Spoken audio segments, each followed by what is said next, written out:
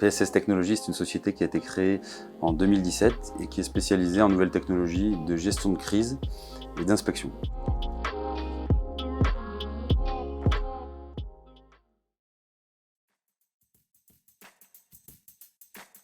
Pour moi, PSS Technologies a cette vocation de tirer le meilleur parti des technologies pour les mettre à disposition de ses clients, des institutions aussi, d'utiliser des technologies, même des fois de les sortir de leur contexte pour pouvoir apporter un plus. Alors PSS travaille avec le secteur public sur plusieurs secteurs et depuis des années, notamment dans la détection de départ de feux de forêt, la détection de feux dans les monuments historiques, mais également dans les plans de sauvegarde communaux, puisqu'en fait on peut alerter des populations de type village ou ville complètement, grâce à ces mêmes effecteurs acoustiques très longue portée. Le but étant à terme de pouvoir remplacer des sirènes en cas de crise.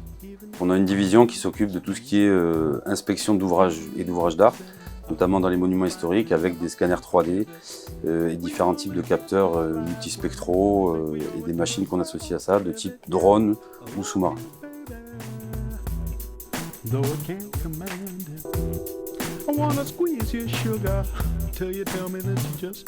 L'expérience CAP for Multican Alert est une expérience qui a été créée par l'Université d'Avignon et qui a pour but d'alerter une population étudiante en cas de risque terroriste. PSS Technologies est intervenu dans l'expérimentation avec des effecteurs acoustiques très longue distance qui permettent à la base d'alerter une population de plusieurs centaines de mètres à plusieurs kilomètres et de manière totalement audible.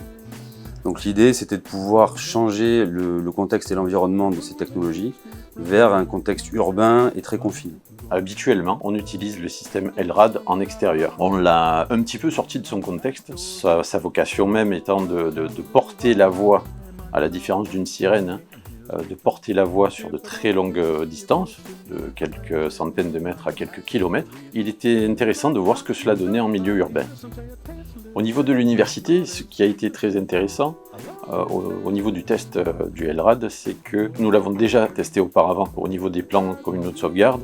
On l'a testé aux Angles, on l'a testé sur la commune de Saint-Saturnin-les-Avignon. Il était bien de voir un petit peu la réaction du LRAD dans un espace un petit peu plus urbain, plus confiné.